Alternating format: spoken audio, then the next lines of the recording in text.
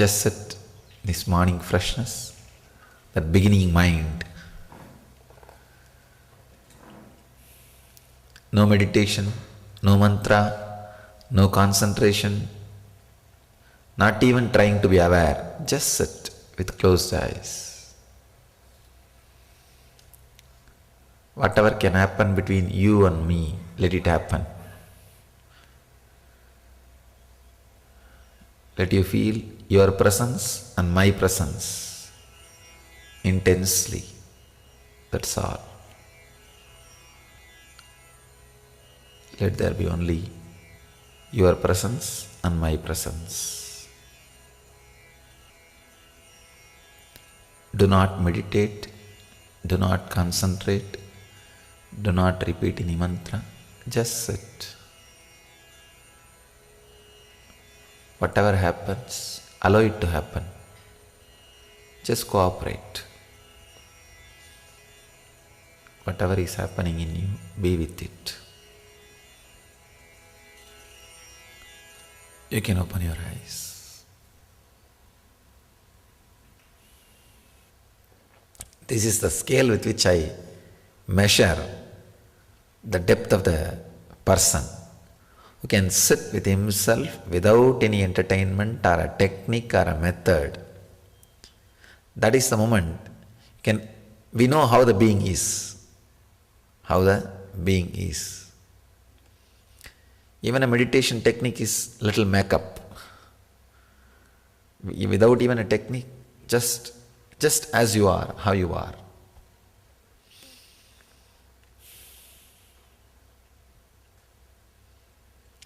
Today we will work on death. I want to share with you experience which happened in my own life. You may understand a lot of things about death, and you may have a lot of questions about death. Then we will analyze everything about death and try to understand intellectually, then experience in the being level. Not only intellectual, today we will go through the experience of death. When I was wandering, doing yatra, parivrajaka yatra,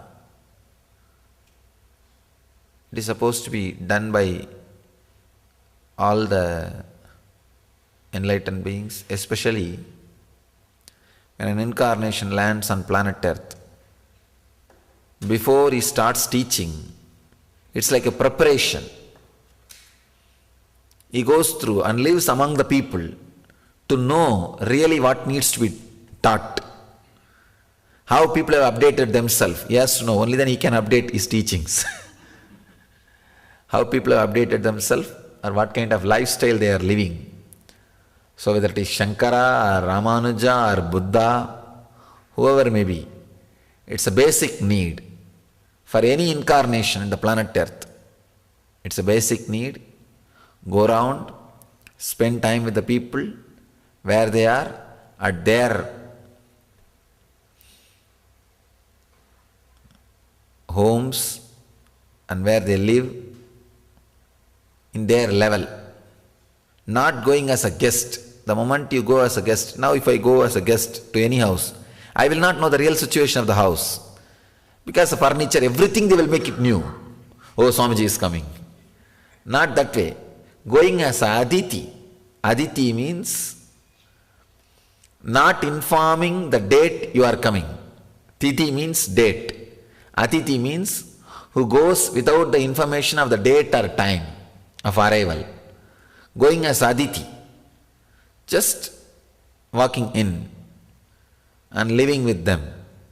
It's a basic condition for any incarnation before he starts teaching. I can say all the Indian masters, Shankara, Ramanuja, Buddha, Swaminarayan, all Indian masters, they have done this. It is a basic need. I can say only the people who have done this yatra as a rich experience as something solid to contribute every being, because they know what people need. They know what people need. There are some enlightened beings, but who have not done this kind of yatra. They were not able to help millions. They were not able to help large number of human beings. For example, Ramana Maharshi. Ramana Maharshi is a great master, no doubt, but he was not able to contribute to large number of people. He was able to contribute only the people who gathered around him. That also only one path, one method. I am not underestimating or anything.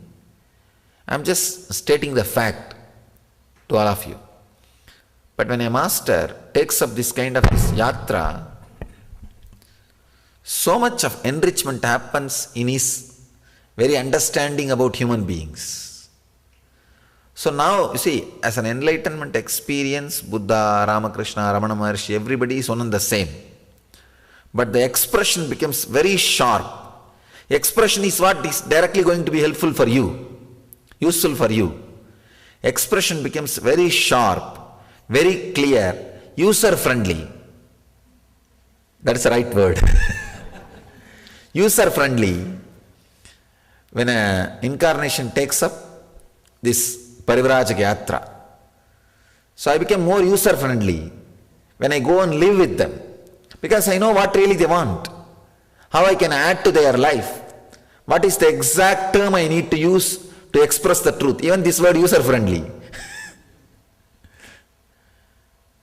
So spirituality as a user-friendly version. So making it more user-friendly is the purpose of Parivrajaka Yatra. We call it spiritual journey. You are supposed to walk.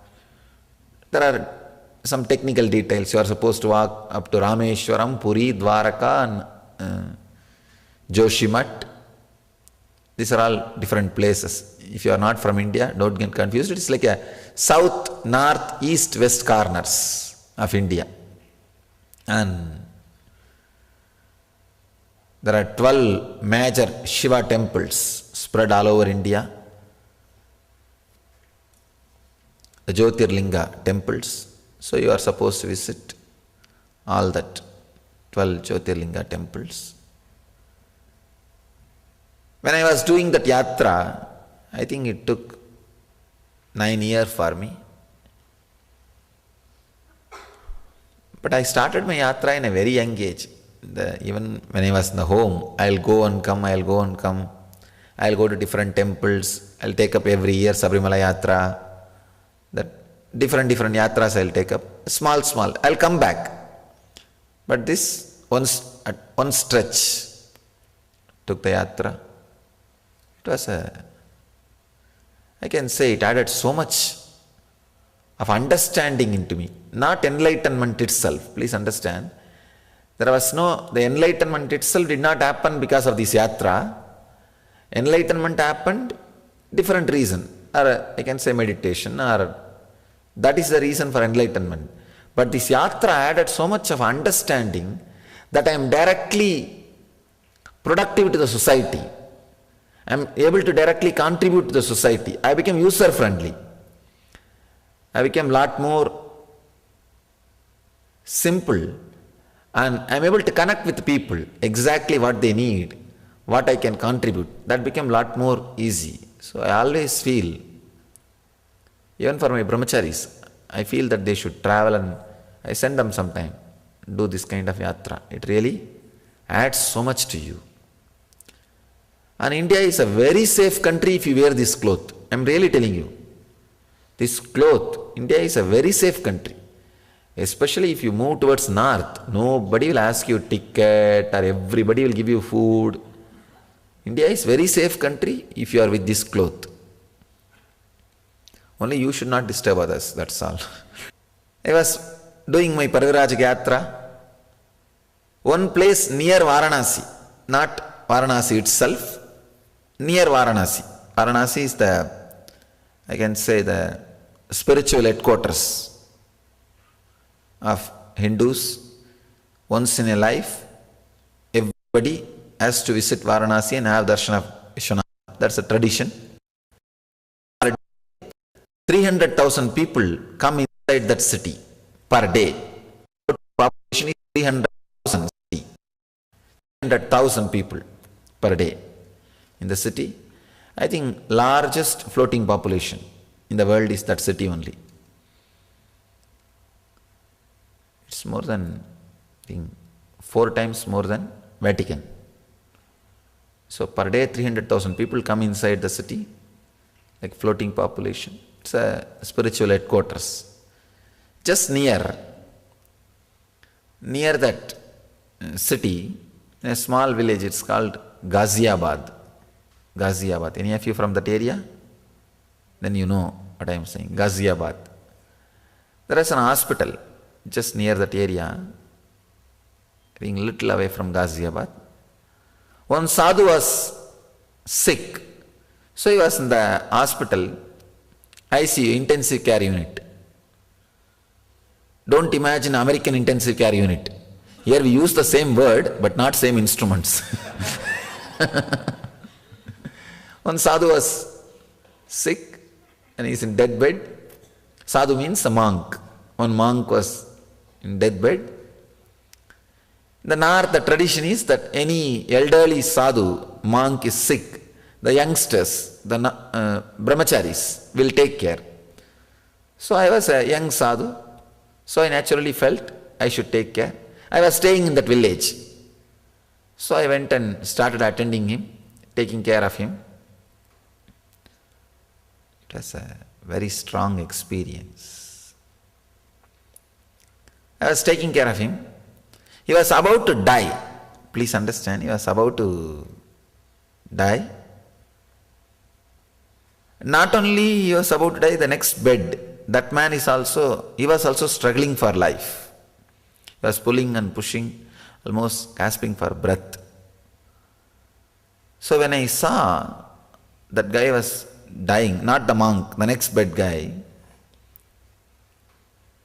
I was able to see very clearly what is happening inside him. I was not able to help him because I am not completely, I can say, after my satori, but not fully became enlightened. Means the realization that I am an incarnation did not happen at that time. So only when the realization you are an incarnation happens, you will be able to help. It was a time when my body itself was getting prepared for that explosion. So I was not able to help, but I was able to see very clearly what is going on. Doctors are standing around him, trying to help, but what doctors can do? They can only console the relatives. Nothing else can be done. And they are trying to give all the supports, all possible support, medical support. And it's after all a small hospital.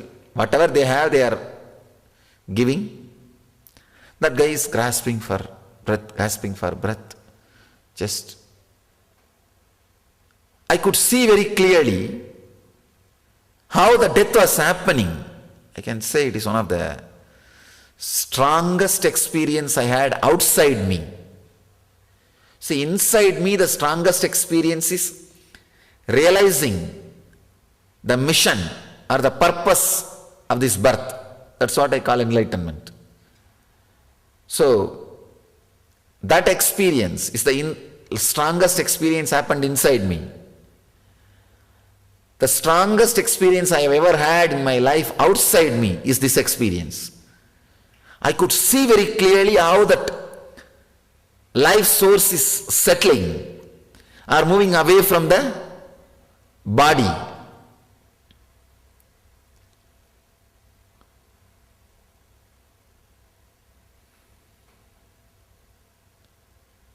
First, actually, when I was able to see, I couldn't tolerate. I was not able to tolerate. One important thing I want you to know, if it is physical pain, when you see somebody suffering, it will only affect you 40%. If it is a mental pain, depression, when somebody is in depression, if you see, if you are able to connect, it will affect you 60%. If the pain is emotional pain and you are able to see and connect, it will affect you 80%. The more subtle the pain is, more you will also be affected. You understand what I am saying? If the pain is physical, other person's pain is physical, you will be affected only some 30%. If you see an accident, you will be affected only that much. But if you see somebody in a deep depression, and you know the purpose and the whole history and everything, it affects you at least 60%. And if the pain is subtle, emotional, deeper than the mental depression, emotional, or being level, and you see, and you are able to connect and understand, it will create a very strong effect in you. I not only saw physical or mental or emotional, I saw very being level, how that soul is struggling, how that individual soul is struggling with that body. So it was such a shock. Practically, I myself felt it. So I just want to run away from that area. But this Swami, this monk whom I am taking care, he gets frightened and he holds my hand. No, you have to be here. Stay here. I am going to die. Don't leave me and go away. He's 90, above 90. And what to do? And I was taking care of him, maybe I think 2 or 3 months. And he naturally became connected to me, very attached with me.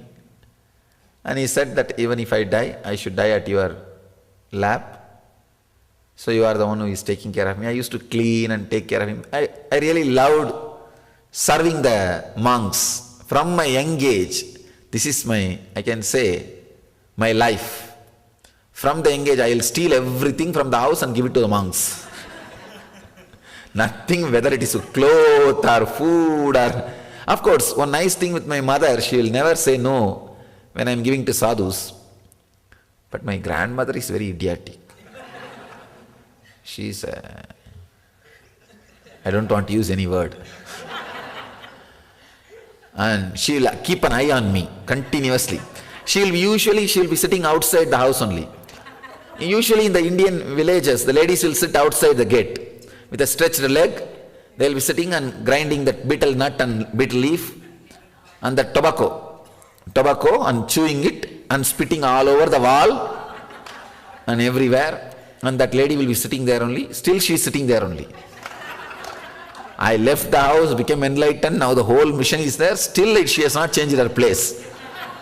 And she is still alive. That's another one thing. And she will stretch her leg and she will watch what I am carrying. When I go out, what I am bringing when I come in. And sometimes she will check also, security check also. I have to go through security check also. Whether anything is hidden inside the tummy or anything. Serving sadhus was my passion. I always feel this whole tradition is alive just because of service to sadhus, service to the monks. It is they who kept the science. See, in the West, if you are doing some research in any field, that company will sponsor. If you are doing research in the medical field, the pharmacy company will sponsor. Each research, somebody has a vested interest. So they sponsor that research. If it is about space, the government sponsors. Like that. But if somebody wants to do a spiritual research, who will sponsor? Food and stay, shelter. India is such a great country. The whole country took the responsibility. We will sponsor. Go to any house with this cloth. North. The south, that it has been lost. In the north, you will have food, shelter and cloth. The whole country took up the responsibility. Anybody does spiritual research, we will sponsor. See, seeking is nothing but a spiritual research. That is what is the truth. So, country decides, we will sponsor. So, people who have taken up this research, who will take care of them? I always felt it's my responsibility. to take care of the sadhus. So I am not able to run away from him because he is telling, no, stop, be here, otherwise I will die. And he is able to hear the sound from the next bed. And India people don't die softly. They shout. I don't know, in the West also same thing happens. They shout and cry, oh, Amma, it is paining here, it is paining here. They do all. What can be done? Even if you shout, nothing can be done. And that guy was dying. He was going through such a hard time. Let me describe exactly how it was. It's like the whole 6 feet was being, whole body was being toned. That's what I felt, that consciousness. See, if you are a small finger, if you have a cut, how you feel the pain. The same kind of cut is happening in the whole body. The skin is being peeled. That's what exactly. No, I saw that consciousness. Please understand, whatever I am talking is truth. I have to describe. It's like thousands of scorpions biting at a time. Have you had scorpion bite? Anybody?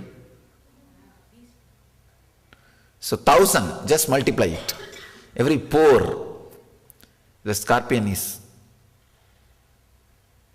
bitten.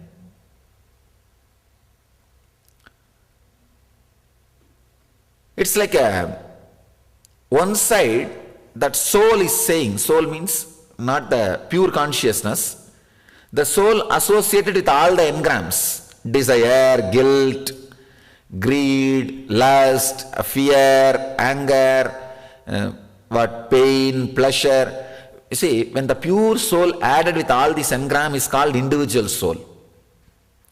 Individual soul, when all the engrams are taken away, called pure soul. Pure soul is the cosmos. I can say individual soul. The individual soul was having a terrible suffering. The individual soul wants to stay in the body and enjoy. But body is saying, no, I am tired, I can't hold you anymore. I am done. Body just wants to relax. So the fight between the body and the individual soul is happening. The fight between the body and the individual soul.